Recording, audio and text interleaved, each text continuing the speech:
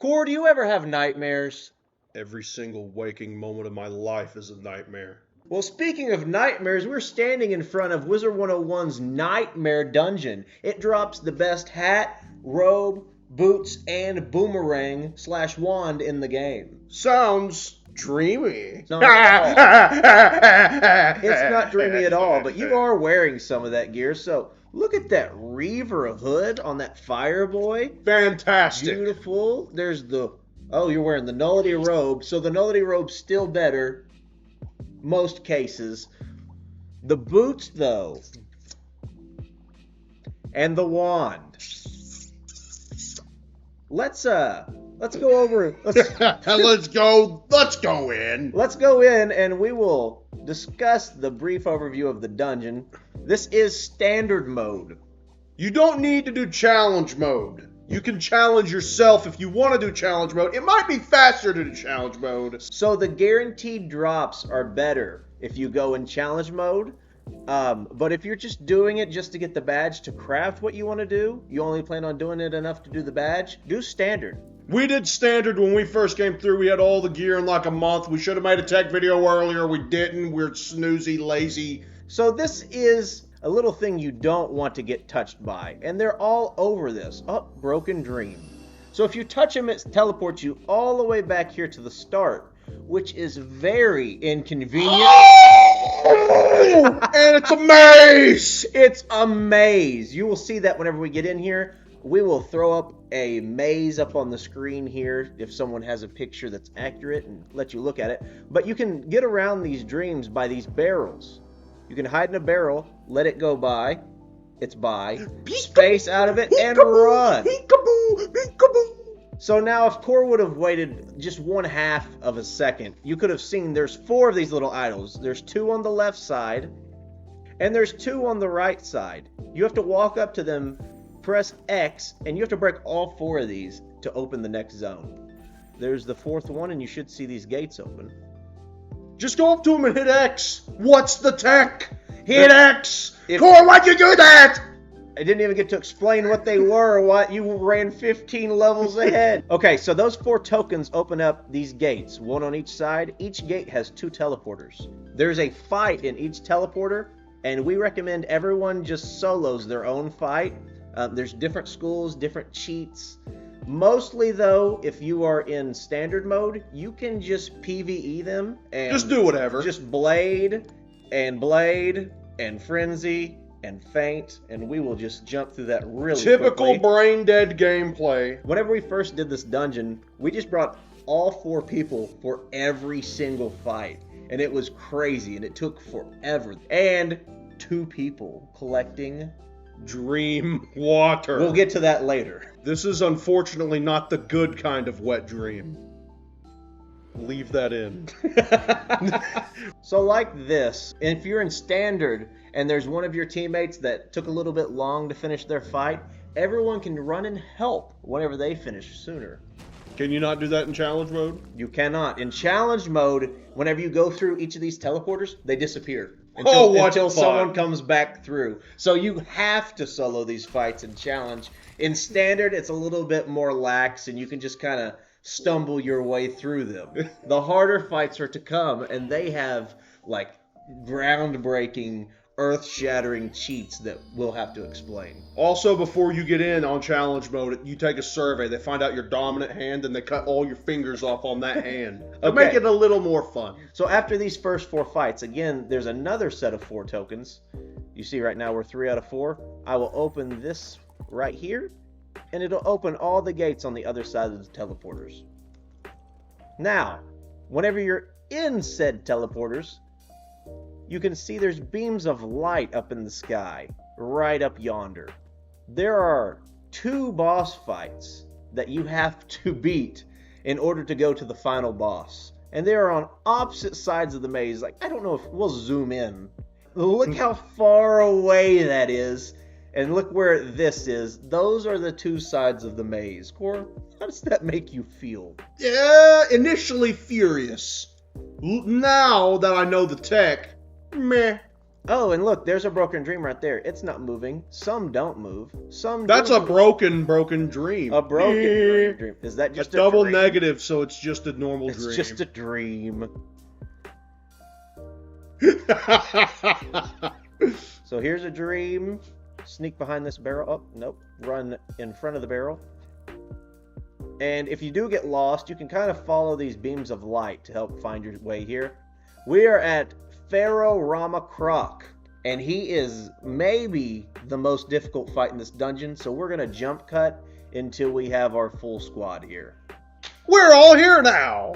Yes, it only took 5.5 years. And again, here's the map. We'll throw it up on screen. And that kind of lets you know your paths, lets you know where the bosses are, and also dreamwater.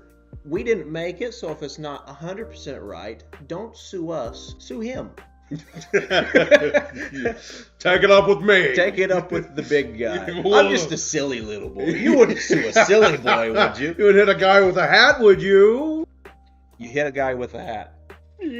Back to the matter at hand. This is Pharaoh Krok. Everyone just calls it Krok. The Krok boss. So he puts these things on you called Krok Onks. And it's hanging effects. He'll put like a trap on you, say Krok. Or he'll put a weakness on you. A shield on himself. A blade on himself. A DOT on you. Anything like that. You have to remove it before you kill him or he comes back to life at full health. And you restart again. You better make sure you have every single counter packed. Because you don't know what it's going to be. So the best part is if you have a myth on your team, like moi, your deck can look like this. You can put a Cleanse Ward, a Pierce, a Shift, a Triage, a Cleanse Charm, and a Disarm. That should be just about everything it could possibly be. He can shield, trap, blade, damage over time, weakness. So we have all of our bases covered. If you have Cleanse Ward, Pierce, Shift, Triage, Cleanse Charm, blah, blah, blah, blah. Whoever is doing the counters needs to go first. That way they can counter everyone else off. Hitter goes fourth. You should add a group. You should add yourselves in a group. Make yourselves in a group so you go first guaranteed every daggone time. So round one, everybody sets. I am going to put this trap on him. Everybody else is setting up their biggest buffs. I will rise again and again. So that's a disarm. I have to disarm. So that's a blade. He put blade on him. So I either have to enfeeble, I have to disarm, or I have to use fire spell like steel blade. Storm and fire counters that. So you can, if you can have a fire or storm pack it in their deck, or you can have one person pack a treasure card of it. To be truly prepared for this fight, you must be every school of wizard at the same time to have all the utility spells. Or be Myth and have most of them just yourself, because Myth is OP. I will need this disarm, put that on him. Disarm removes a charm. He's got a Krok Onk on him. You got to get rid of that before you kill. Everyone else is going to put a feint. And the hitter is going to hit with a big old meaty rank 6.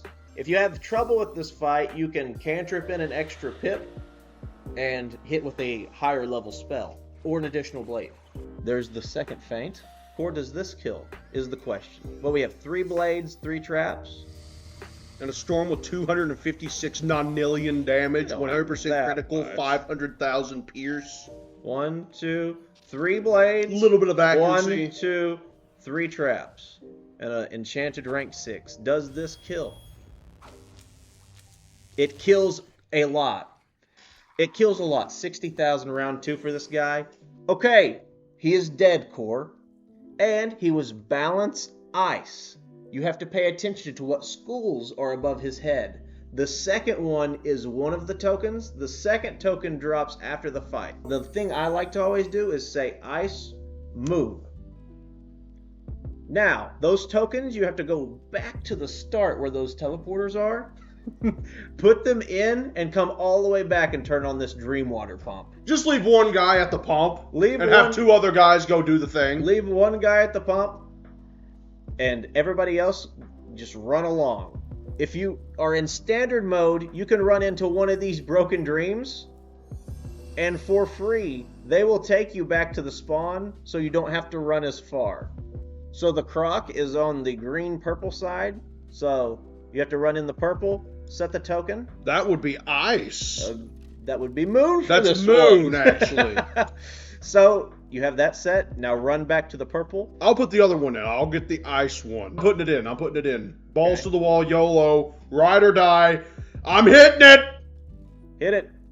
Find the dreams hidden in the nightmare. The dreamwater is spawning now. So now the dreamwater is pumping. That's pretty good. On one side. So now everyone needs to go back to the start and do the exact same thing all over again. All right, now we'll start on the yellow-blue side. There's another major boss on this side, and we'll get to him, take him out, and again, you'll have to memorize the tokens and put them back in on his side.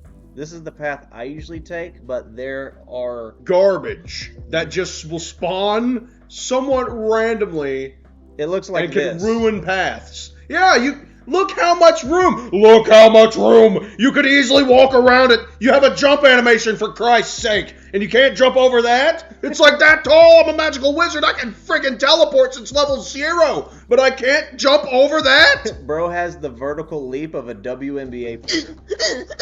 You're cutting that out now for sure. You just discriminated our 0.3% audience of female viewers. All 2 of them are mad. Our mom and one... No, it was just our mom on 2 different accounts. All right, we are at the dragon. His second token is life, so memorize that. I like to put it in chat, life, and we'll wait for everybody to get here, and we will start this fight. And now everyone is at the dragon.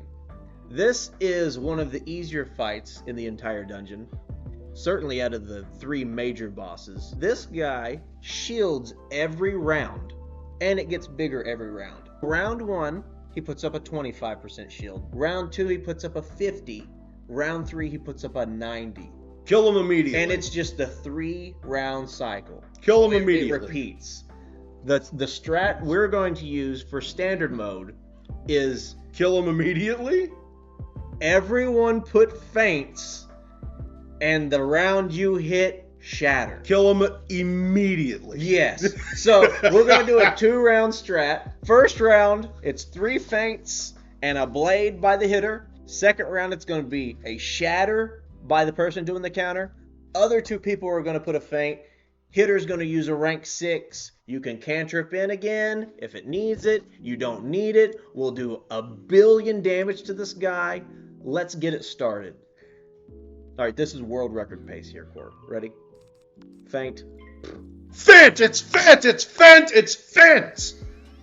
Core's like, it takes too long to take a shower. I just won't shower. Oh, wait, you're going to shower because showering is popular? I don't think so. I take 4 showers a day. It's why I was admitted to the psych ward for a while there. I take too many showers. I'm a clean man! Okay, so look, we have 3 feints on him already. More. Put more. We need more. Give him more. More. So I'm going to hit with this Triton. It's maxed out. Add 2 more feints. Shatter to get rid of all of his stuff. And feint him again. So he'll have 5 feints. Feints. No shields. 5 feints and a blade. We should annihilate him. This is round 2. Use this setup we're telling you here, and you will never have an ounce of worry with this boss. We're doing 1 in a billion. 80, 70. Immediate. Cataclysmic. 160,000. Round 2. He's gone. Snake. And he was life, so I'll say life. Snake. And once again, go to the start. Get grabbed by a broken dream to get there quicker. Put in your tokens, and then 1 person stay to hit that pump. I would recommend everyone as a hive going and doing each thing to take the most amount of time possible. Okay, so I'm back here at the turntable. I think it's called a prayer wheel, is what I heard. A prayer wheel. So I'm turning mine to Snake. Mine's on Snake. Mine is now on live. Yours on life. Core, have the 3rd person hit that. Hit the pump. With trauma dispelled, dreamwater runs clear. So now we have all the pumps going. The pumps look like this. And if they have dreamwater to collect, there will be a puddle right here. Why would they have puddles already there if you're looking for a slightly bigger puddle? So look, I'll grab this. that big one should go away, and there's still 2 little puddles. You can't collect the small puddles. So if it looks like this, it doesn't have one. There has to be a gigantic puddle in the middle. Again, we'll throw this map up here. It's not going to stay there the whole time, but screenshot it. Use it when you're doing your run. It'll help you. Every time you get a dreamwater, you have to take it to the middle, which is now where the single glowing bar is. So now you're running to the middle of the map with your dreamwater, and the bad thing is you can only carry 1 at a time. I mean, what are you just holding it in your hand, like cupping and spoon? I'm gonna be real careful. I don't want to spill it into dreamwater. You can get a koi pond as a housing decoration. Put it in your you back can hold pocket. 300 of those in your backpack. You can only carry 1 of these little dots. With this dreamwater, you bring it to the middle where the Malus is, who is the main fight of this dungeon. And you have to awaken these sleeping little floating guys who are their minions. It takes 4 dreamwater on each one, so you have to collect 12.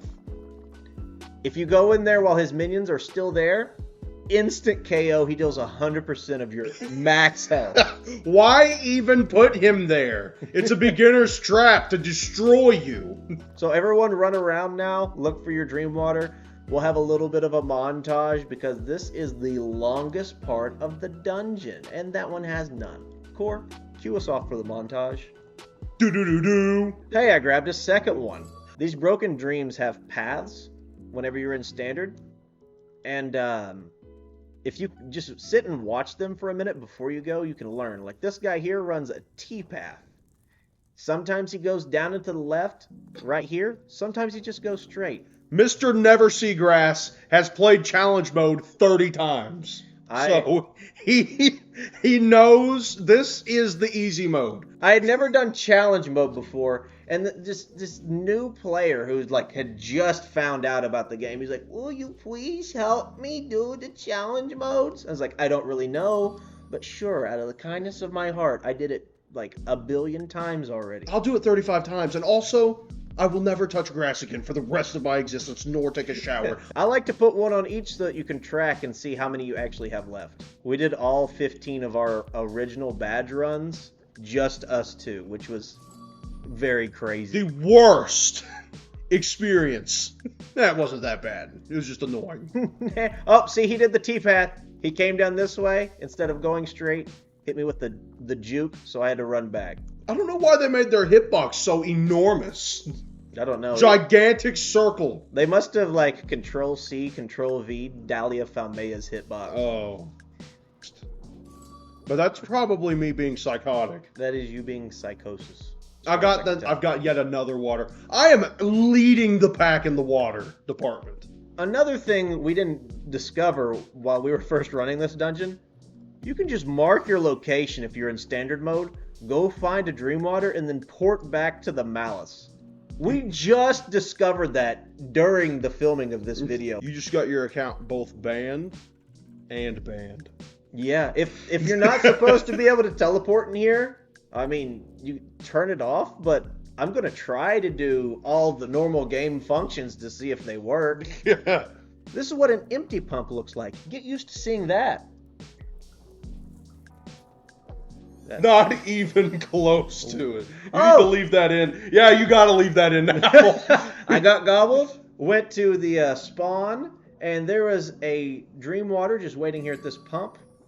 So now we have all that we need. That's called pulling a cam. Getting grabbed by a broken dream on purpose to see if this pump has water. So now we'll go back to the Malus, drop this in.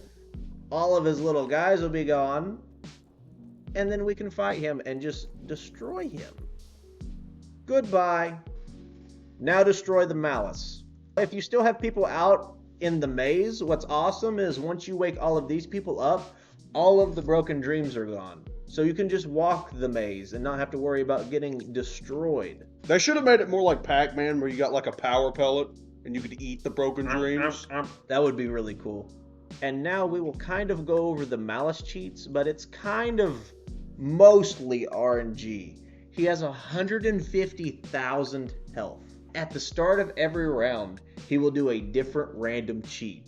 He can Black Mantle everyone, he can stun everyone, he can muzzle everyone, or he can Tower Shield himself for 90% On top of that, he can Ifrit somebody who has the lowest amount of health, or Monster Mash Beguile someone who has the most amount of health. Is that all? Every bit of that's random, but oh, he could beguile. But that's not the worst part. He also puts up an aura called Flames of Hatred, where if you kill him while that aura's up, he will just revive.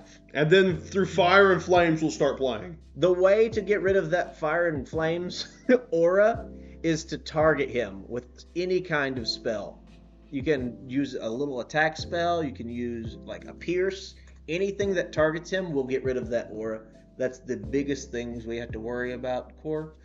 The best learning is actually doing. Let's get in here and show them how to tech. End of video. We end it there. Round 1, your 2 people in the middle should dispel. Put a fire dispel and a balance dispel. First person faint. So this will probably be like a 3-round variant of the Krok fight, unless we get stunned round 1, which we got stunned round 1. This only takes longer because you get stunned and you get made to fizzle. This would be a much easier fight if you could just fight his actual cheats and not him just delaying you. When can we get some stun resist built into gear? Never. Okay, now let's try to do the exact same thing again. Like legit, what did that help him that round? He was building up pips. Building up pips. He would have stunned again! No one likes you! Thank you for the stun blocks. Now in challenge mode, you can't trap on this final fight at all.